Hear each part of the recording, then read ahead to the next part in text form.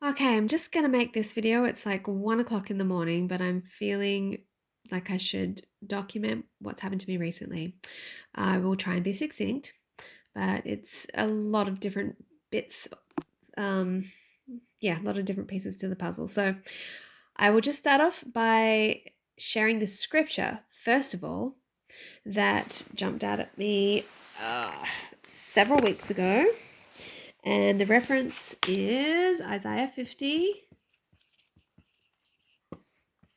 People might want to look it up. I've got my Hebrew version here. Okay, so in the translation, the English translation, just waiting for there we go. It reads, "Who among you fears Jehovah, obeying the voice of his servant, who walks in darkness and no light is in him? Let him trust in the name of Jehovah and lean on his God. Behold, all of you who kindle fire, who are surrounded by sparks, walk in the light of your fire and in the sparks you are burning. This shall be to you from my hand. You shall lie down in pain." Now, it's a really unusual scripture because it makes it sound like it's like sort of counterintuitive. So you've got this juxtaposition of somebody who is fearing God, obeying his servant, but who somehow walks in darkness and has no light in him. Now, usually we would associate somebody who's walking in darkness and has no light in them as being somebody who's on the wrong path, maybe in a state of sin. But then it's juxtaposed with this other person who is saying, or everybody else who's kindling their own fire, surrounded by their own sparks, that they who are walking in the light of this fire that they've lit, will lie down in pain. Now, sorrow is actually a better translation for that word. Seva is the better, sorrow is a better translation. But anyway, so why would somebody who's trying to surround themselves with light and walk in light be lying down in sorrow, and somebody who's walking in darkness and has no light in them be the one that's, the one who's trusting in God? So this was like an interesting question to me. But then when I went back to the Hebrew words, as I like to do, and I looked at some of these words, there was what I would consider some slight mistranslations. And the big one that jumps out is this one here where it says, "and no light is."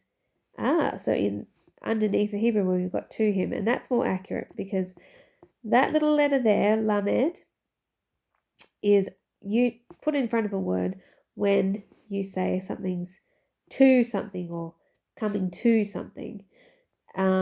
And that vav is just indicative of like the masculine, so to him. So this is a more accurate translation than what it's actually got in the English translation. In like the King James version, it says, "Well, there's no light in him." Okay, so quite a different idea. So rather than there being no light in this person, there's no light being brought to him. So it's also sort of means like around to or around somebody. So there's no light around them, not necessarily within them though. That's another question. All right, so this person who has no light around them and is walking in darkness. Now, what does that kind of bring images of, really? What do you do? What do you do when you're walking, in a state of darkness? You might not necessarily have your eyes open because it's not going to make any difference, right? But you're just having to feel. You're having to feel and you're having to trust, right? You're just having to trust whatever senses you can sort of tap into inside of yourself. All right, as opposed to the person who is in a state of lack of trust, lighting fires all around themselves. Why? Why? Because they're worried that if they don't, something bad is going to happen. So this person is actually in a state of fear. And this person is in a state of trust, which it actually states. It says, let him trust in the name of Jehovah and lean on his God. Now, when it says lean on his God, again, Just really slight mistranslation going on. Sorry about the lack of focus. Come on, focus. This word down here, on his God, that first letter. Oh, this is not good focus. That's got a bait in the front of it. Now that bait, I've talked about that symbol before. That letter is put in front of a word when it's meaning in or into something, not on. Okay, so that says bait, so in or into Elohiv. So that's into God, in God, or into God. So, and lean in to God. So again, we're looking at this juxtaposition of somebody who's turning inwards to find their direction from God, as opposed to somebody who's surrounding themselves with external sources of light because of a lack of trust. Now, this was really interesting to me because when I came across this scripture, what was happening for me in real life was I was experiencing this weird aggravation in my eyes, and I didn't know what was causing it. And it had been happening for a few weeks, I think, by the time I came across this scripture, and it was getting worse and worse and worse and worse. And my eyes were so sore that at night, like they were itching and scratching, and they were getting they were puffy. And at night I didn't want to open them because they were just so sore and aggravated, and I was rubbing them. And a friend of mine made the comment, she's like, maybe your body's just telling you that you need to lie down, spend some time with your eyes closed or something, like, the whole emotional root of illness. I'm like, I don't know, but they were just so aggravated and getting really, really puffy. So it always takes me ages before I go to doctors about things. So, but while this was going on and I'd read this scripture, I had these two really interesting dreams. And in the first dream, I was being led by the hand by a guy, a friend that we used to spend a lot of time with. I haven't seen him for a while, but he had played a significant role in my life because he was the first person to introduce me properly to the concept and benefits of meditation. And this was at a time in my life when I was really emotionally struggling. This is, I don't know, maybe 8 or so years ago. And he came and he said, look, and he'd done a lot of training, I guess, with Eastern gurus, and he taught me how to meditate. So this dream, he was this guy was leading me by the hand, and I, in the dream, I couldn't open my eyes either. Like I could barely open my eyes, just enough to see him there. But he was like smiling, and he was like, come on this way. He was leading me by the hand. He's like, go over here. We're going this way. Now, the very next night, very, very similar dream. Very next night, again, I was struggling in the dream to open my eyes. They were just, barely opening enough for me to see what was going on. And it was another guy who was also leading me by the hand. But in this dream, it was very dark. It was very dark outside. It was like night, dead of night. And there was this hill that I could just barely see. And at the top of this hill was this temple. More like shaped sort of like like one of the old Aztec temples, like was flat on the top. But it was terraced. It had different levels to it, going all the way down the hill. And coming from the top, there was this like channels. That's really bad. It's hard to do this and talk at the same time. There's channels, this channel of water. It was like this like natural spring. This water was like flowing down from this like fountain at the top, coming down. And I was walking with this guy. He was leading me up through the water, and we were wading along these channels, going up through the levels, lots of different levels, more than this. And again, I had my eyes kind of barely open to see where I was going, and he was taking me up there. And I was just kind of trusting that he was going to take me in the right direction. So we were wading through this water. It was probably about shin deep. And we were going up all these levels. There was lots more levels than that until we got to the very top. And in the dream, we did arrive at the source, the fountain that was in the temple itself. And he told me, well, I don't know, I knew it was a sound temple. And this is interesting because I've been sort of doing a bit of sound healing, delving into that recently. But there wasn't any sound, so that was kind of interesting. But we were there and he said, you've arrived, you've made it. And the thing that was really bizarre was that when I woke up from this dream, actually it was one of those morning dreams where you sort of fall back asleep and you wake up and it's really vivid. And the thing that was in my mind, now this won't make any sense when I first say it, was this sentence was, I don't matter. That was what was in my mind when I woke up from this dream that felt like super healing. But the weird thing was, this is a phrase that has haunted me for the better part of my adult life. And it always felt like no matter what I did, like I always, whenever I kind of had an emotional crash point, I always came back to this idea. And it's easy as a mom. People might say, yeah, it's as a mom, when you're spend all your time looking after kids, looking after everybody else, it's easy to sort of have this feeling, right? But for me, it felt really deep. And what was interesting is that when I had my Gnostic awakening experience 10 years ago or so, where I experienced the emptiness, and really, really felt this I don't exist, as the ultimate fundamental reality, it terrified me. It absolutely terrified me. But then the next day I had the experience of the cosmic Christ, and suddenly it was like, no, now I'm the everything. I'm the all. I'm the I am, and I got it, and it was amazing. And so then I was in this bliss state, and it was all good. But bizarrely, for years after that experience, the bliss state didn't stick around at all. And I just kept falling more and more and more back into this, well, now I really don't matter because, if everything matters and nothing matters, it's all the same, right? So who cares what I do? Who cares what I do? It doesn't matter. Nothing matters. So I got really stuck with this, I don't matter, nothing matters, nihilism situation for a really long time. And I've been sort of battling it on and off. Every time I got, in a hard space, it would rise up. And so, but the thing that was different was that when I woke up from this dream and this I don't matter phrase was in my head, for the first time, it didn't feel threatening.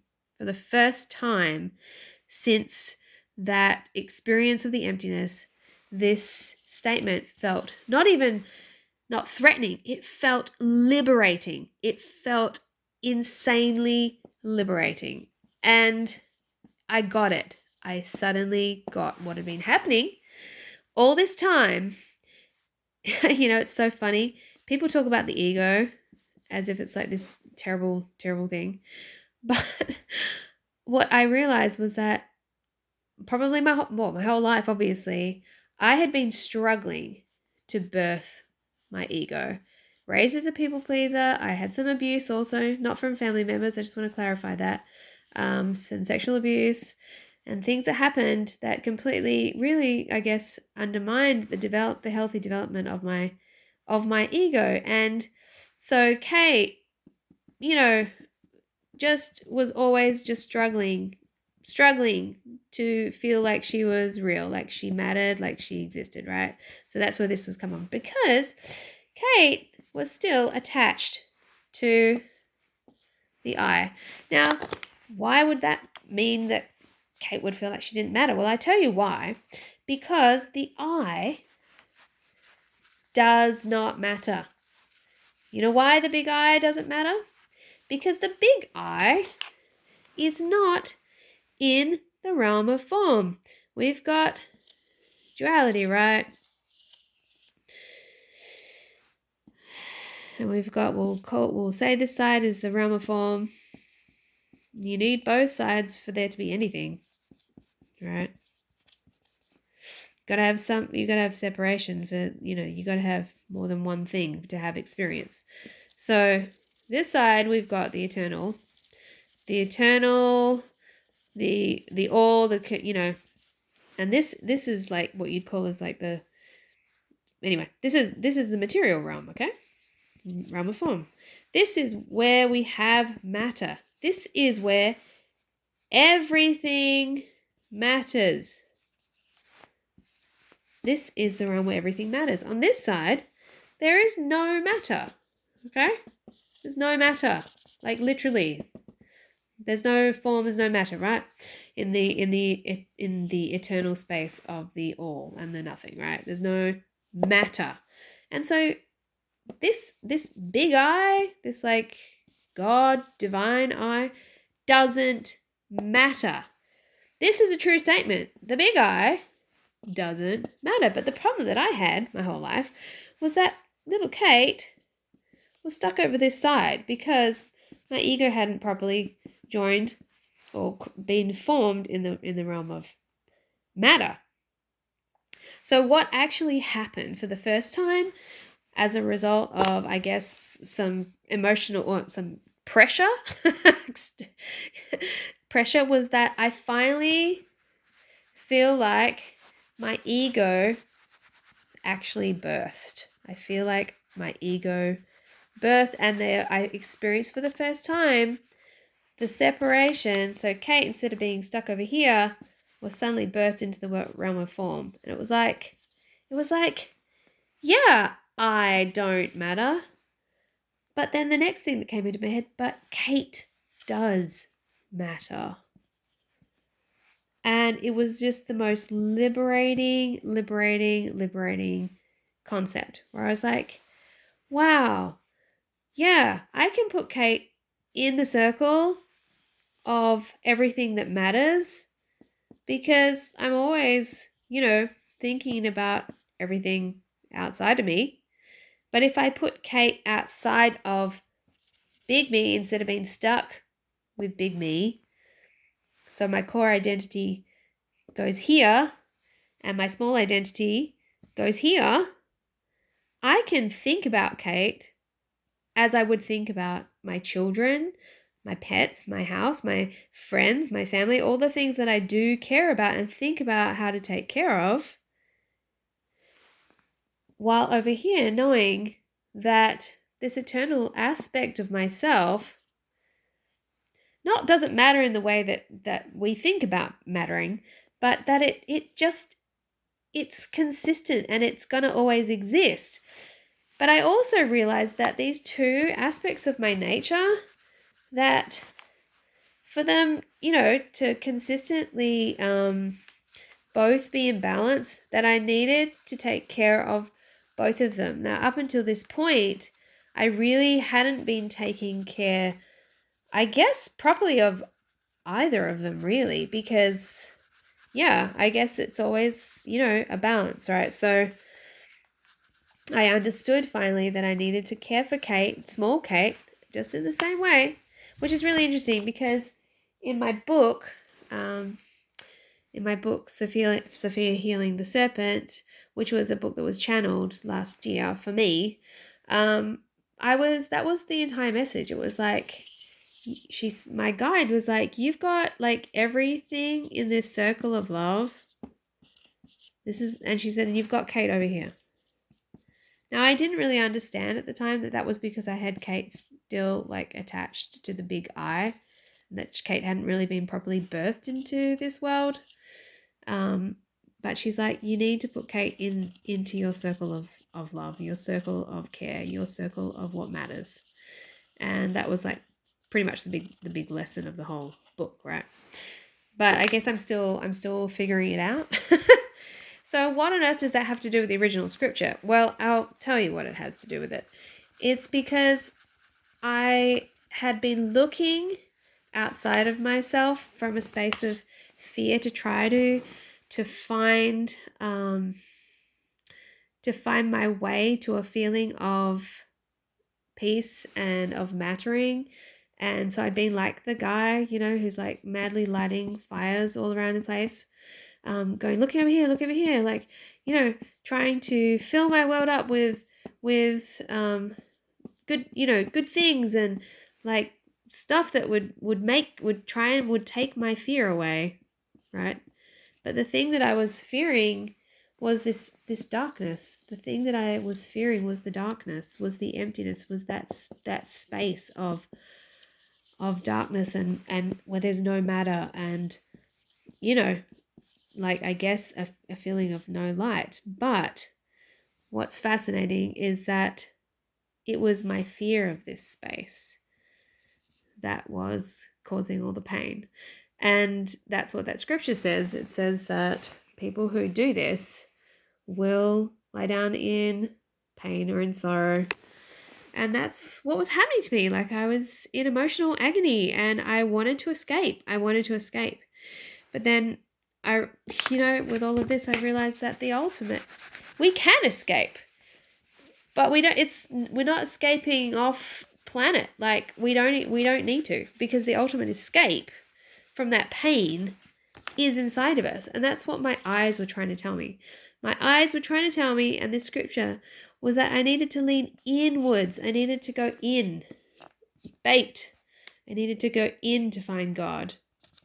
That was originally a tent, right? That symbol. That the darkness was my friend.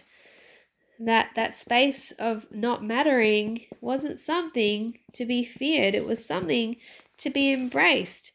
But that I also needed to find a place for the Kate that does matter. That ego space. Because I guess if I was gonna draw the way I kind of perceive egos, I guess, or whatever, it's like, and this is to do with the eyes. It's like if you imagine a sphere that has no eyes, but it wants to see itself, right? So the best thing that it wants to see every part of itself. So the best way for that sphere to know itself and be able to see itself is to grow like little eyes, like periscopes all over itself, right? And those periscopes can like look around and like see the surface where they are, so imagine these are all little like periscopes popping up all over the surface, and they're everywhere, right? They're everywhere, not just around one plane of the. All right, so you got all these eyes popping up all over the surface, everywhere. And you can imagine that you've got every little vantage point so that this sphere can experience itself, right? So it's growing little nodules with eyes so that it can see itself. But imagine that conscious beings, we are those little periscopes. We are those eyes that are able to pop up and see what's around us. So it's like our own perspective, our own very unique perspective. No other periscope on the surface of this sphere is going to have the same perspective as us if we've got our own little place on the sphere, right? But imagine that instead of this like three-dimensional surface, that the surface was like everywhere, that it was like infinite planes. And so where, the periscopes are popping up all over the place. So Kate is just one of those periscopes, right? And so this external world is the world of matter. The internal world is the original sphere. It's the beginning point. It's where we all sprung from, right? And so my perspective matters to the universe, because nobody else ever in the history of creation is going to have the exact same perspective as little Kate. Is not going to have this. This is a unique experience I'm having, and I matter because the universe needs me to have my experience so that it can experience itself from my perspective. So I do matter. Little Kate matters. But the big I, which is like the sphere, doesn't matter because it's not in the world of form and matter. It's just that original dark space that form and matter sprung from. So I don't know if I explained that very well, and I've had a lot of other experiences in the last week that have like really cemented and reinforced this message. But all, we need to learn to care. Well, I need to learn to care for both aspects of my being. I need to learn to care for little Kate, because she matters. Her unique experience and perspective matters in the world of form and matter. But also there's the other aspect, which is finally, I feel like the two things have finally come into their own, and there's been like a huge birth process. That this eye space, which is the source of life, right? So you got to also connect and stay connected and tap into this. So, I'm committing to spending enough time meditating to stay connected to this. And as my husband's always encouraging me to, he's walked with me on this journey, that I need to learn to take care of Kate so she can have her journey too. And when the two stay connected, that's when we thrive, when we nourish both. So, yeah, let's not just, run around being scared of that empty space inside of us, because that space is really important too. Yeah, I hope I made sense. So yeah, that's my recent journey.